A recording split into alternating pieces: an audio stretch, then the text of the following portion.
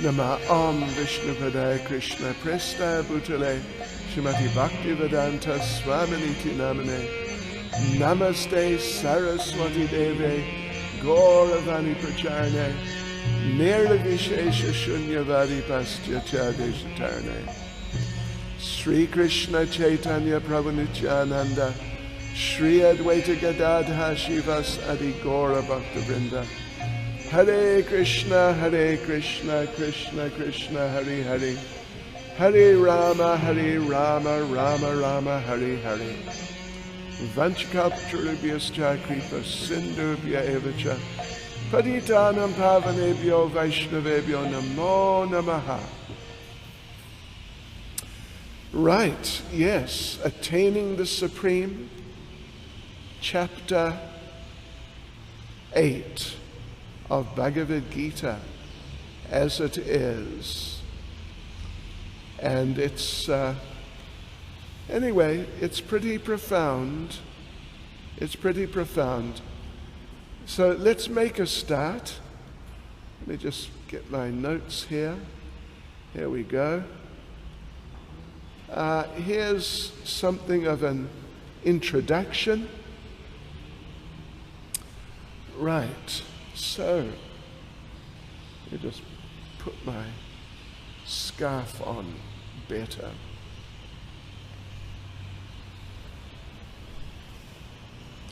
It helps with my voice. All right, so the 7th chapter began, the 7th chapter, the previous chapter, began with a sort of like a summary of the subject of bhakti, how one has to what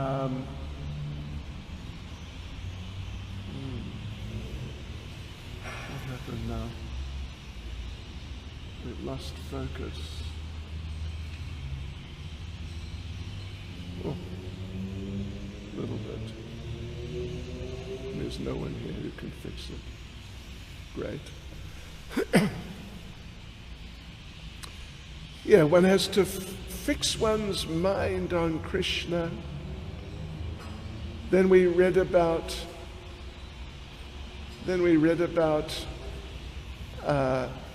different, like very foundational ways that Krishna is manifest. I'm the taste of water.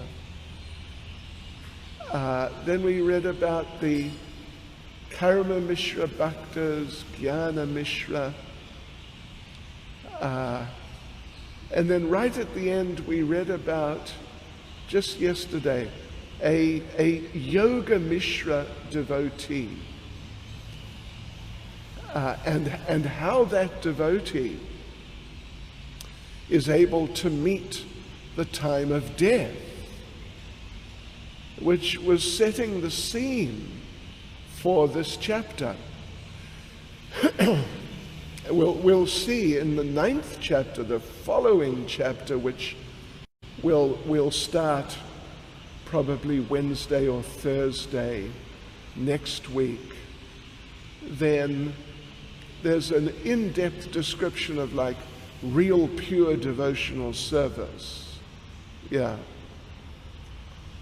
Anyway, this 8th chapter, though, it begins in verses 1 and 2 by discussing Arjuna. Arjuna asks Krishna about certain terms which he has mentioned, Krishna has mentioned in the last couple of verses of the 7th chapter. They're important terms. Yeah. And then it begins from there. And here's a little introduction. Srila Prabhupada comments on this chapter as follows in the purport of the first verse. In this chapter, Lord Krishna answers different questions from Arjuna, beginning with, what is Brahman? Yeah. The Lord also explains karma, fruit of activities, devotional service, and yoga principles, and devotional service in its pure form. So we'll see as we go through this chapter in a few places, again, stresses hearing about Krishna and learning how to appreciate his presence around us, even if it's in sort of subtle ways. So there are 28 verses in this chapter. There are 6 sections. First section is verse 1 to 4. Krishna answers Arjuna's 8 questions. From verse 5 to verse 9, subject is remembering Krishna, including at the time of death, but also just in general, remembering Krishna. Then verses 10 to 13, going back to Godhead by remembering Krishna. Then 14 to 16, pure devotional service. 17 to 22, comparing the spiritual and material worlds. And from 23 to 28, the supremacy of devotion, of bhakti, of Krishna consciousness for attaining the supreme. All right, so let us just get started. Verses 1 to 4, Krishna answers Arjuna's 8 questions. Well, in verses 1 and 2, Arjuna asks his 8 questions. And then in 3 and 4, pretty much, I mean, it does go on beyond that too, but particularly in 3 and 4, Krishna answers mainly those 8 questions of Arjuna. But the last question, anyway, we'll see when we get there. It's a special question. So here we go, devotees. Verses 1 and 2, you can see there together in our Bhagavad Gita, Prabhupada's. Oh, wait a minute. Oh, you know what? It varies. In some versions, 1 and 2 are together, but here they're separate. Okay, that's fine. Sure, interesting. So, right. Let us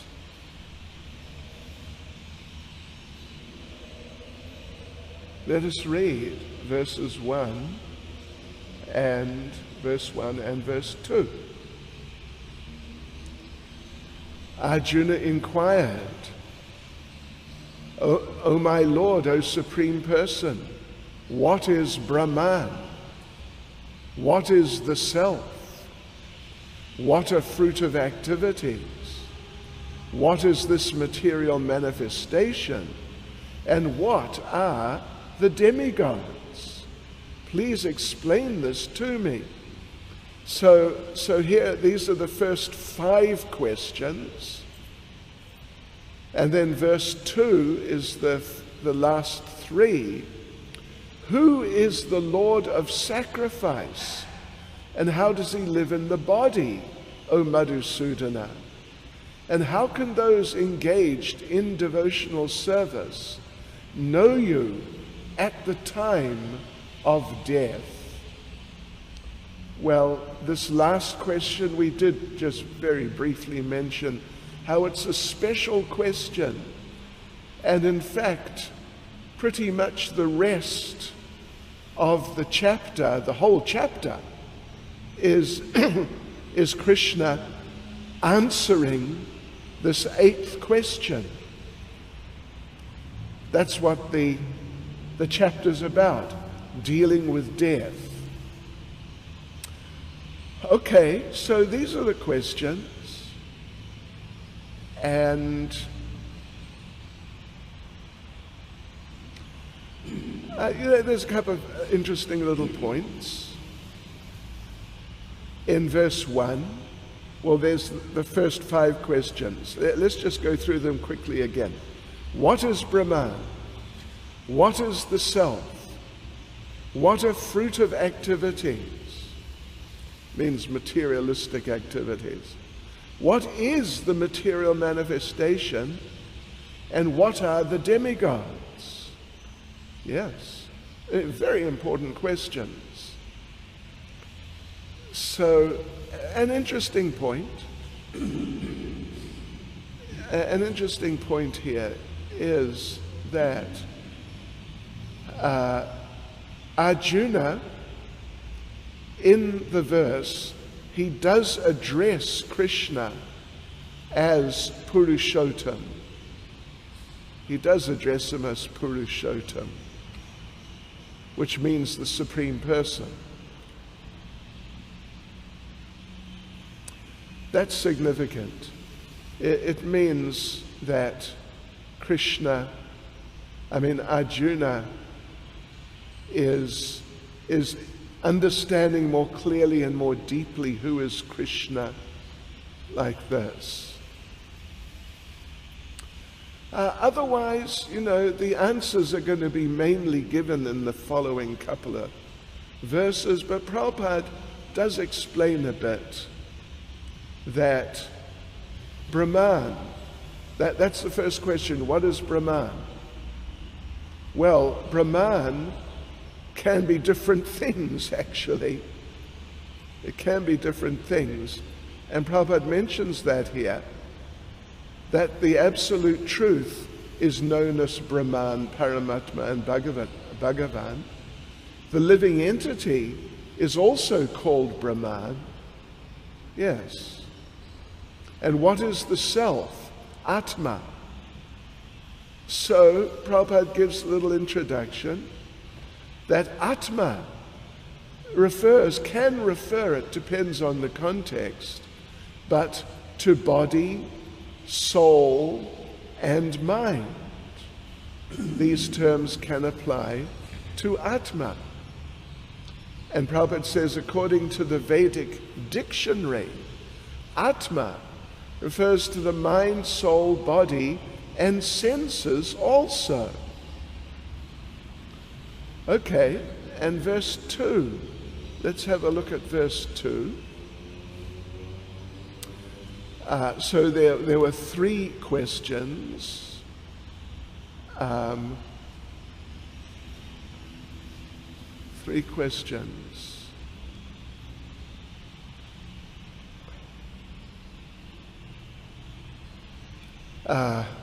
Who is the Lord of sacrifice, and how does he live in the body? Well, that's 2. Who is the Lord of sacrifice? Number 2, how does he live in the body? And number 3, how can those engaged in devotional service know you at the time of death? So, Srila Prabhupada does, like we said, the main answers are coming in the 3rd and 4th verses. But Prabhupada does indicate Lord of sacrifice may refer to either Indra or Vishnu. It's possible. Then Prabhupada, of course, elaborates on why Arjuna has addressed Krishna as Madhusudana, the one who killed the Madhu demon.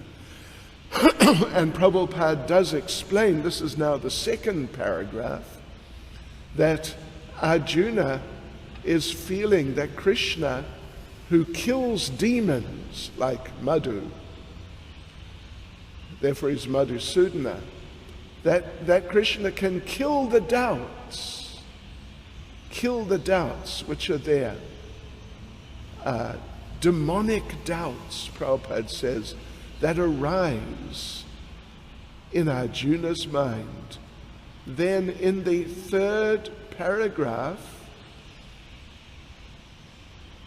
well, prayana kale, you'll see that's referred to there right in the beginning of the third paragraph.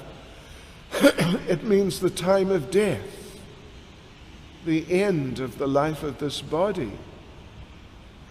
And Arjuna wants to know, what should we do?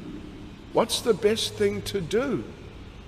What should people do? What should be their position at that final moment? Prabhupada says, it's just the third sentence in the last paragraph. What should be their position at the final moment? At the time of death, all the bodily functions are disrupted and the mind is not in a proper condition. Thus disturbed by bodily situation, one may not be able to remember the Supreme Lord. And then Prabhupada repeats a prayer, a very famous prayer of Maharaj Kulashekar. Now my mind is undisturbed. I'm quite healthy. All right. Our Facebook just went a little wild, but it's back now. I'll just turn down the speed so it's easier for the thing to deal with, because we don't have proper internet equipment at the moment. Okay, so now we're on to verse 3 and verse 4 that go together. So in verse 3, well, actually in verses 3 and 4, Krishna answers the first 7 of the 8 questions. In other words, he doesn't really address the 8th question, the last question, how can a devotee remember you at the time of death? So, yeah, in verse 3, Krishna answers the first 3 questions. What is Brahman? What is the self? And what are fruitive activities? You remember that. So what is Brahman? The answer is, oh well, actually, let me just read the verse. The Supreme Personality of Godhead said, the indestructible transcendental living entity is called Brahman. That's the first answer to the first question. And his eternal nature is called Adhyatma, the self. So that's the answer there. What is the self? Is the eternal nature of the living entity. And action pertaining to the development of the material bodies of the living entities is called karma, or fruitive activities. Okay, so those are the answers, basic answers, to the first 3 questions. The Brahman, what is Brahman? The indestructible, transcendental living entity. Anyway, let's go through the purport here a little bit. So Prabhupada explains that Brahman is the living entity, but there's also Parabrahman. At least in terms of what was the question of Arjuna, this is the appropriate answer. Lord Krishna understood what Arjuna was trying to get at when he asked, what is Brahman? And so Krishna, the basic answer is, it's the nature of the soul. It's the indestructible, transcendental living entity. So there's Brahman, but there's also Para-Brahman, which is also Brahman. So Brahman is subordinate Brahman, living entities. The Lord is Para-Brahman, the superior. And the constitutional, Prabhupada explains, the constitutional position of the living entity, in fact, is different from the nature that the living entity is showing here.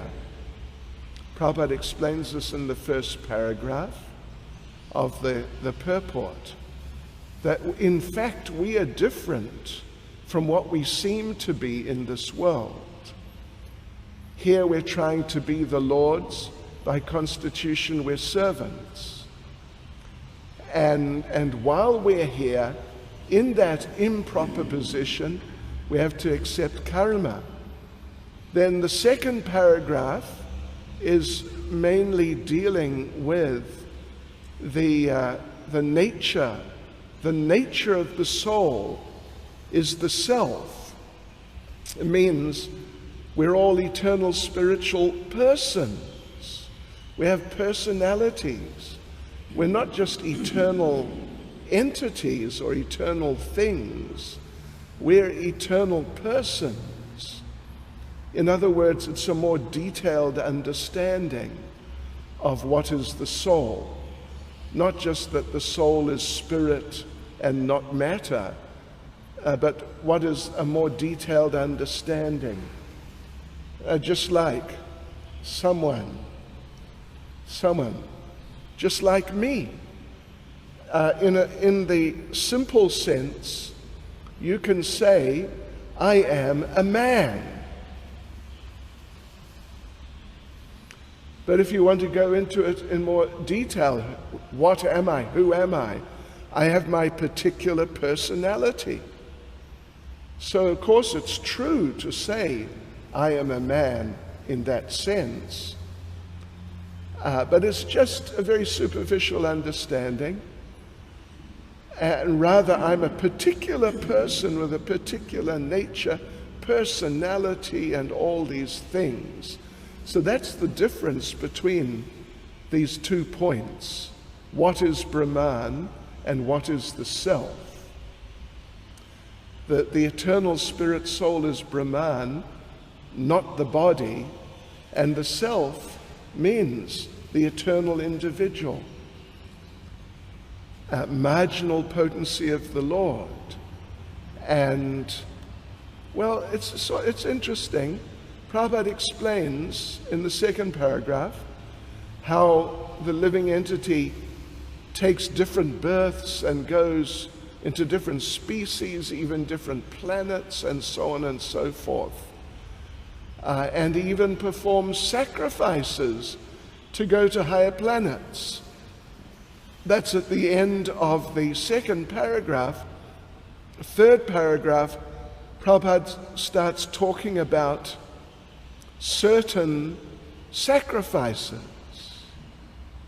And even the fourth paragraph, the different sacrifices on the material level.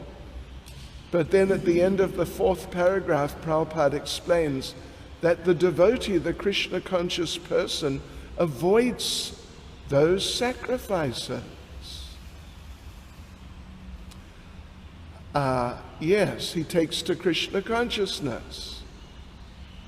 And, well, sort of integral in this whole explanation is the idea of karma, fruit of activities.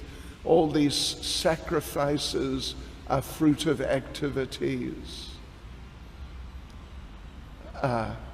Action pertaining to the development of the material bodies of the living entities is called karma. So either just through gross materialism, exploiting the material nature, or through performing religious activities to improve your material situation, like this. So we go on to the fourth verse. O best of the embodied beings, that's Arjuna, the physical nature which is constantly changing is called Adibhuta, the material manifestation. The universal form of the Lord, which includes all the demigods, like those of the sun and moon, is called Adidaiva. And I, the Supreme Lord, represented as the supersoul in the heart of every embodied being, am called Adi Yagya, the Lord of sacrifice. Okay. Yes, so this is very briefly answers to the fourth, fifth, sixth, and seventh questions. So physical nature is called Adibhuta. Then the demigods, Arjuna had asked about what are the demigods. Who is the Lord of, what is the material manifestation? What are the demigods? So, Haribol.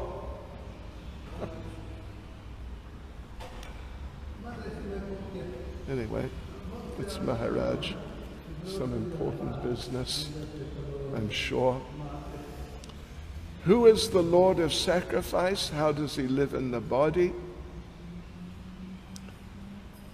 So anyway, yeah, those are the answers there. Shishi Radharadna Sri Giri Govardhan Sri Chaitanya Mahaprabhu Ki Jai. So the physical nature is the material manifestation. The demigods, they're part of the universal form of the Lord.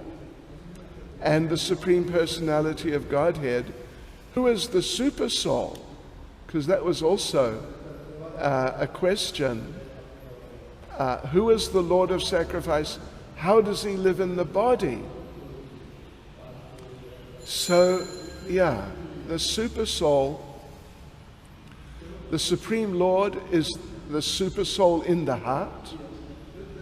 Super soul means the Supreme Lord in the heart.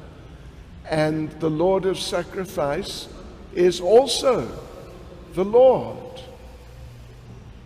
He's also the Lord of sacrifice, Adi Yagya. So like this now we go on to the second section, which is from verse 5 to verse 9. And the subject matter is remembering Krishna. Remembering Krishna. So like we mentioned, basically the rest of the chapter is devoted to this whole question of how do the devotees remember you at the time of death. That was not touched on in 3 or 4, verses 3 or 4. Aha. So let's just have a quick look here. It's all just, well, from 5 to 8, those 4 verses, they are Krishna giving a pretty straight answer to this question. How do the devotees remember you at the time of death? Let's just read through those 4 verses, 5 to 8. Verse 9 is a little different. I mean, it's sort of same but different. But first, verses 5 to 8, they're directly addressing how do the devotees remember you at the time of death. So, verse 5, and whoever at the end of his life quits his body, remembering me alone, at once attains my nature. Of this there's no doubt. Well, that's a pretty straight answer, isn't it, to the question, how do the devotees remember you at the time of death? Well, yeah. Anyway, it's addressing the point. And then verse 6 is a little more general. Whatever state of being one remembers when he quits his body, O son of Kunti, that state he will attain without fail. And verse 7, therefore Arjuna, so this is now, like we said, straight answer to the question, how do the devotees remember you at the time of death? Therefore, Arjuna, you should always think of me in the form of Krishna, and at the same time carry out your prescribed duty of fighting. With your activities dedicated to me, and your mind and intelligence fixed on me, you will attain me without doubt. Well, there you have it. Anyway, we'll go into it more in a minute or two. He who meditates on me as the Supreme Personality of Godhead, his mind constantly engaged in remembering me, undeviated from the path, he, O Partha, is sure to reach me. So in a nutshell, I mean, we'll go through the purports a little bit now, but in a nutshell, the point is, from verse 7, the point is, we must always think of Krishna and at the same time engage in his service. Then verse 8, you've got to be thinking of Krishna. Krishna's emphasizing that. Because if you do your duty and you don't think of Krishna, well, it may not work. It may not work. That's why we are called the Krishna consciousness movement and not just the working for Krishna movement. Or even, the serving Krishna movement. Although certainly we're serving Krishna. But in a very specific sense, we have to serve, but we have to be in the consciousness. That's why we are called the Krishna consciousness movement. Consciousness is really the foundation. Okay, so let's go through these verses a bit.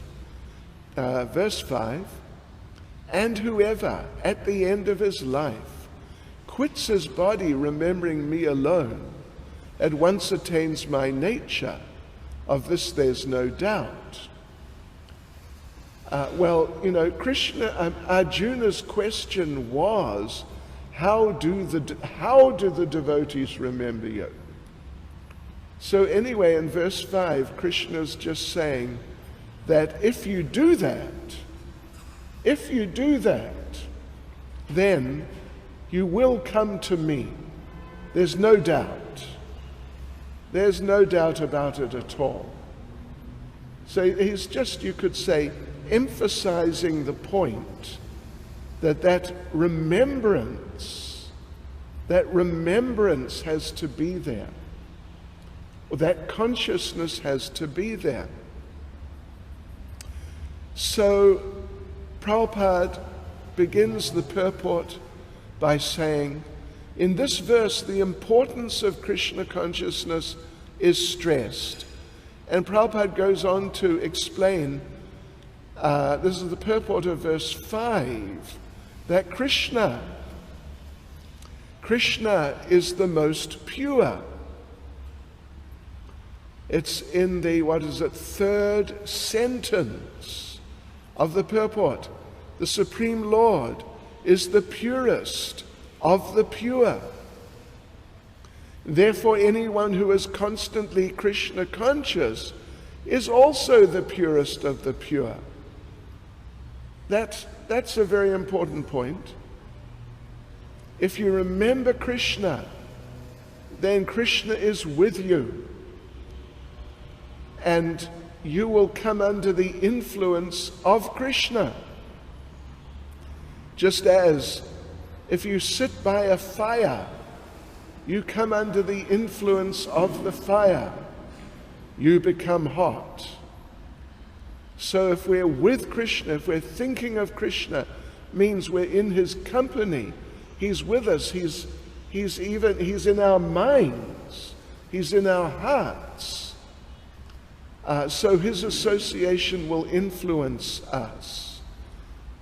And therefore, we can be Krishna conscious. And Prabhupada, Prabhupada explains the best way to do this, chant Hare Krishna. And it's interesting in this purport here, Srila Prabhupada repeats the Hare Krishna Maha Mantra twice.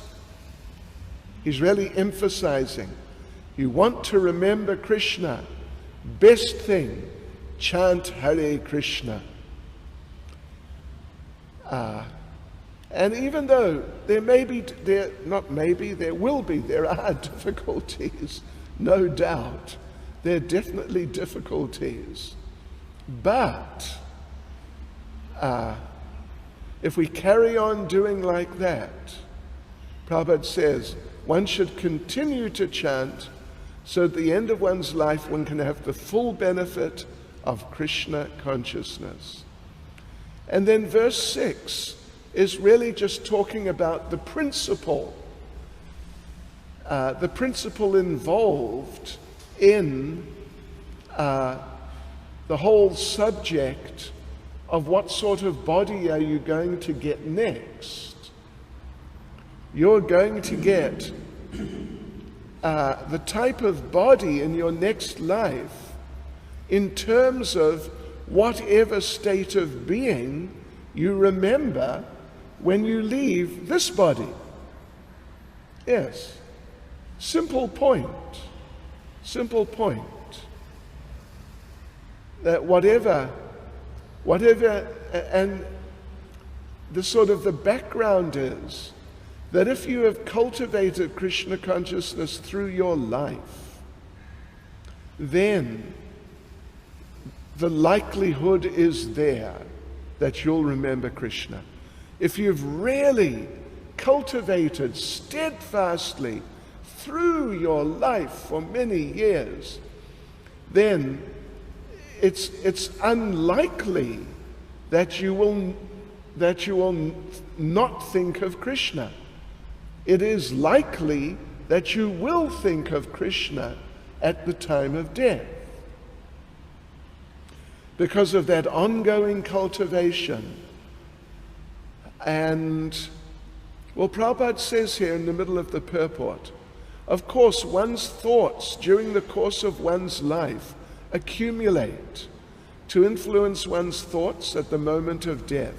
So this life means the whole life, through your life, the whole life creates one's next life. If in one's present life one lives in the mode of goodness and always thinks of Krishna, it's possible for one to remember Krishna at the end of one's life. So the thing is, the principle is like this.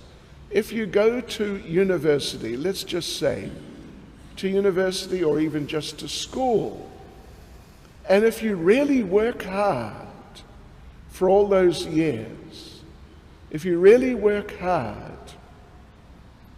studying and doing all the exercises and whatnot, then when it comes time for the final exam, you'll be prepared because you've just been absorbed and it's all gone deeply into you. So you'll pass at the end. But if you haven't taken it seriously and you just partied and just played around and did this or that, then, when the final exam comes, maybe you suddenly realize, oh, I got to study, but you've only got a couple of weeks left. How? And if your course was, say, 4 years or something, how are you going to cover 4 years of work in a couple of few weeks so you can just deal with the final exam, you're not going to be able to do it, obviously. So if we, from whatever point in our lives, at whatever time in our lives we began our Krishna consciousness, if at least from that point we really continue working on our Krishna consciousness right through to the time of death, then when the time of death comes, we'll be ready. And in a sort of natural way, one will be able to go through it and come out on the other side with Krishna in Goloka Vrindavan. Yes. So that's the general principle. Anyway, it's the general principle. So now, 7 and 8 are very specific about how will the devotees be able to do this, be fixed in Krishna consciousness at the time of death. So verse 7, therefore, Arjuna, you should always think of me in the form of Krishna, and at the same time carry out your prescribed duty of fighting. With your activities dedicated to me, and your mind and intelligence fixed on me, you will attain me without doubt. It's a little bit of a famous verse. Actually, you know what? Let me just step back a minute. Just a minute. There is a special question for Bhakti Shastri based on the previous verse. Verse 6. Let's just quickly run through that. So that was the verse saying, whatever state of being one remembers when he quits his body, O son of Kunti, that state he'll attain without fail. So,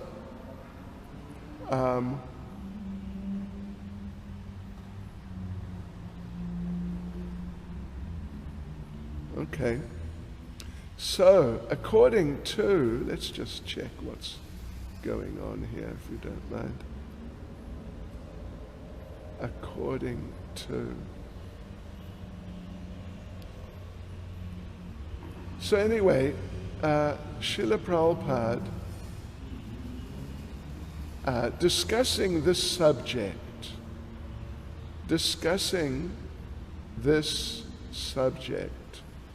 Srila Prabhupada makes the following point. According to the materialist, it's Srimad Bhagavatam 7:13-31. Please note it down if you're doing Bhakti Shastri. 7:13-31. Purport.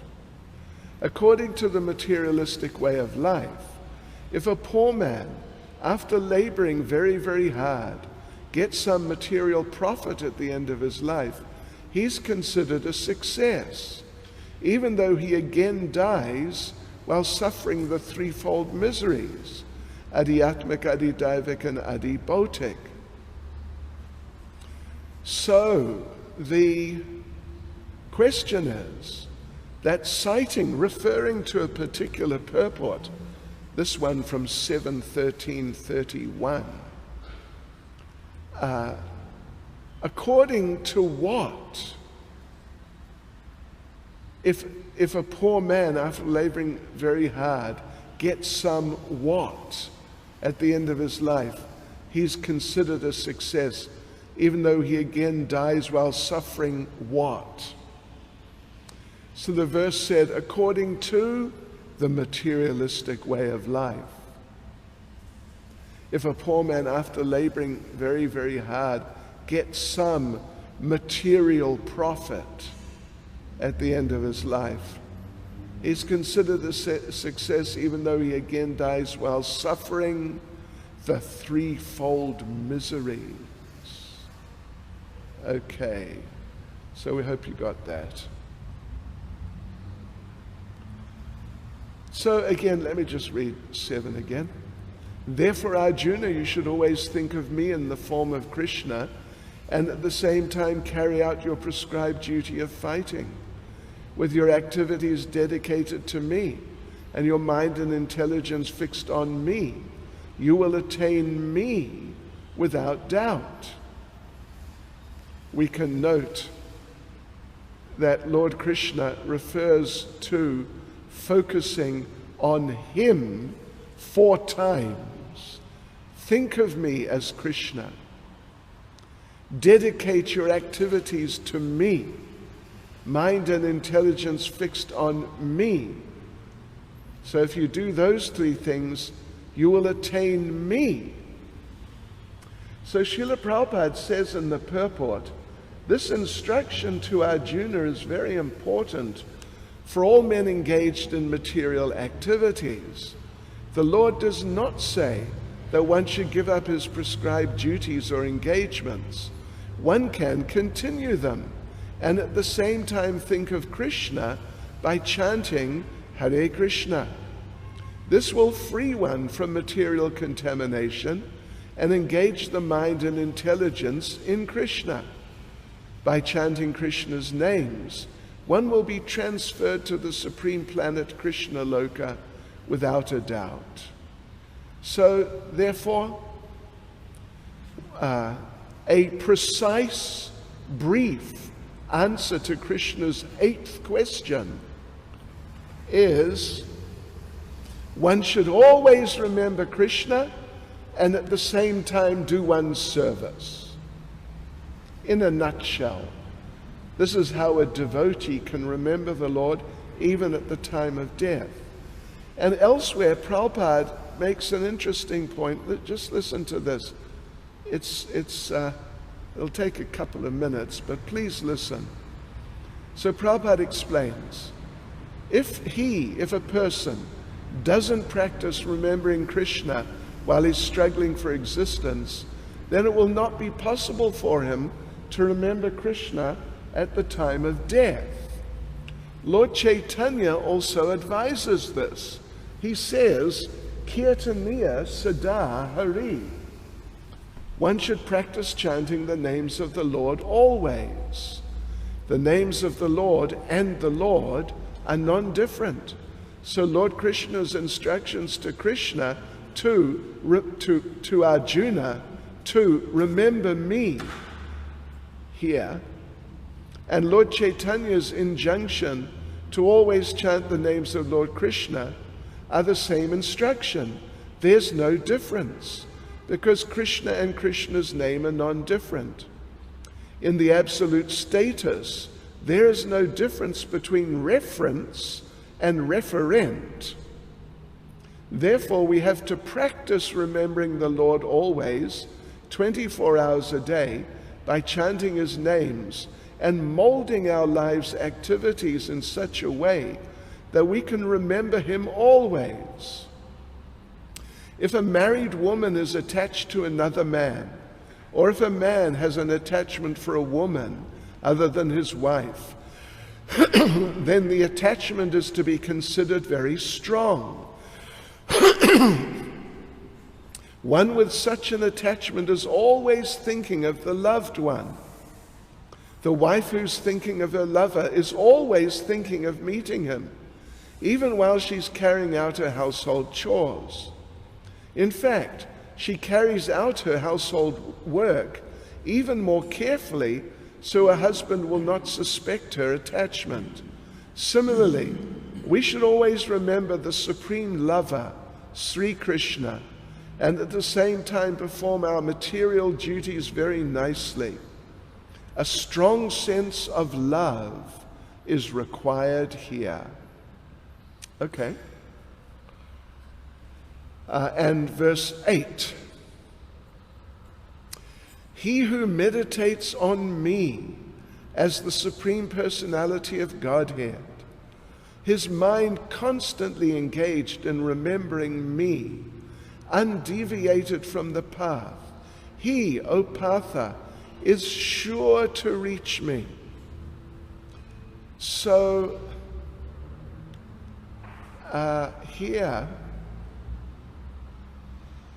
Yeah.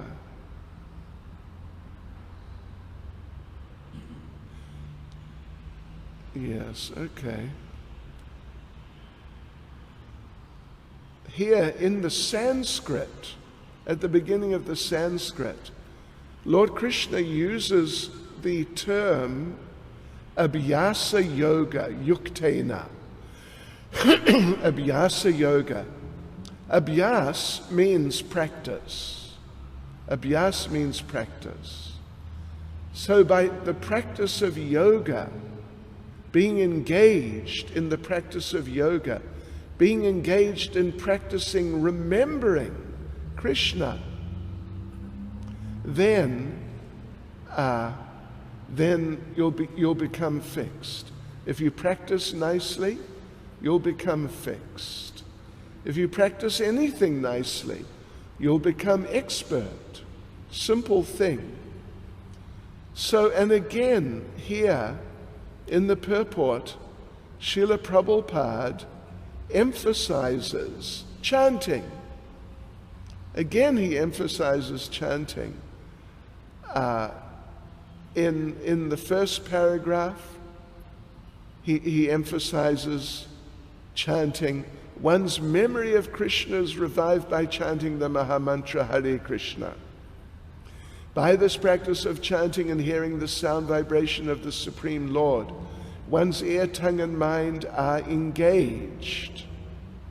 Then, in the second paragraph, so the devotee can constantly think of the object of worship, the Supreme Lord, in any of his features, Narayan, Krishna, Rama, etc., by chanting Hare Krishna.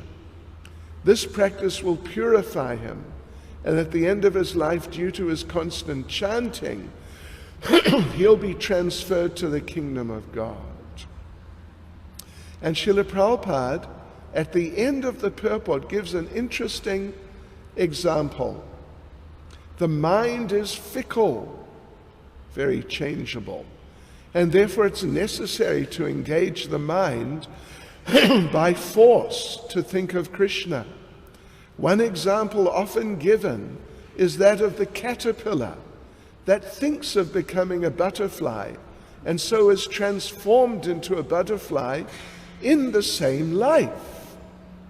Similarly, if we constantly think of Krishna, it is certain that at the end of our lives, we shall have the same bodily constitution as Krishna. Means eternal spiritual body, eternal spiritual form. Right. So now there's still another verse in this section. It's slightly different. Well, anyway, it's okay. We will read it on Monday. It's a nice verse. And as I will tell you on Monday, and I'll mention now, this verse 9 is the first verse that I gave class on as a devotee in 1973. The first verse. I remember it to this day. It's a really special verse. Krishna is saying how we can remember him. In what ways can we remember him? Okay, anyway, we'll go into that on Monday. So for the time being, thank you all very much. Srila Prabhupada Ki Jai.